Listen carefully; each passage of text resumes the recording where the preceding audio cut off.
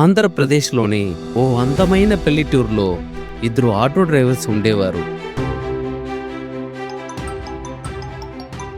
దక్షిణ Korea. Sir నమస్తే sir. Ramesh అన్న, రైల్వే స్టేషన్ వెళ్ళాలి, వస్తారా? సార్ 5 నిమిషాల్లో వస్తున్నాను సార్.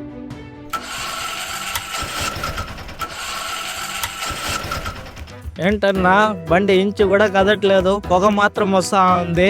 అందుకన్నా నిన్ను డుగ్గు డుగ్గు రమేష్ అంటా ఉండేది. నా బండి ఒక్కసారి స్టార్ట్ అయితే ఏడ ఆగదు, వెళుతూనే ఉంటుంది. అబ్బా దేవుడా, స్టార్ట్ అయిపోయిందిరా స్వామి. హలో సార్, గుడికి వెళ్ళాలి, 2 minutes సార్. రాగలుగుతారా? వస్తున్నాను సార్.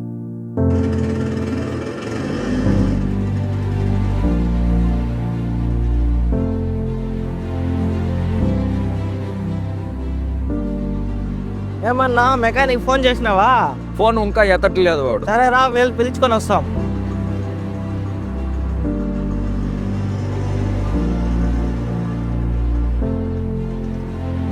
డీజిల్ బండి బెస్ట్ అనుకున్నాను.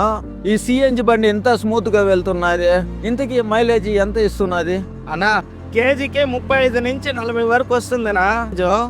20 నుంచి 25% వరకు మనం సేవ్ చేయొచ్చు. మనకు మెకానిక్ కూడా ఈజీగా దొరుకుతారు. అందుకేనయ్యా నీకు చెప్తా ఉండేది బండి తీసుకోమనేసి. నీ బండి ఒకసారి తోలి చూసేదా? నా తోలు చూస్తావు ధారాళంగా.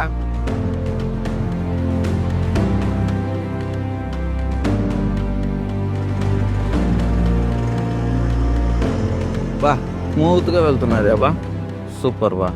సరేనా, ముందు సిఎన్జి నింపుదాం.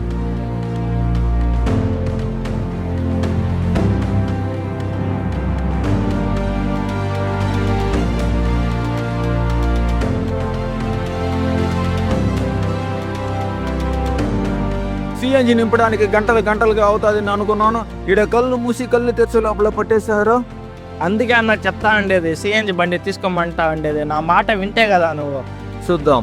డీజిల్ బండిని పోల్చుకుంటే సిఎన్జి బండి మెయింటెనెన్స్ తక్కువ, మనకు మెకానిక్ కూడా ఈజీగా దొరుకుతారు, అందుబాటులో ఉంటారు. నెలలో నేను ఖర్చు పెట్టే దాంట్లో 20 నుంచి 25% మిగులుతున్నాయి. దాన్ని ఈఎంఐగా ఈజీగా కట్టుకుంటున్నాం. నేరుగా వెళ్ళు. మనం మేడం పక్కగా ఉన్న మెకానిక్ షెడ్కి వెళ్ళేది.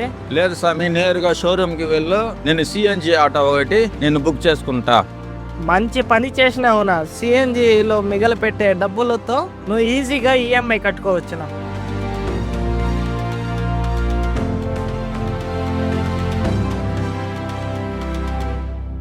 పెట్రోల్ డీజిల్ ధరల పెరుగుదల మీ రోజువారీ కార్యకలాపాలపై ప్రభావం చూపనివ్వకండి. సిఎన్జికి మారడం ద్వారా మీ వ్యాపారాన్ని పురోగమించండి. Think savings, think CNG.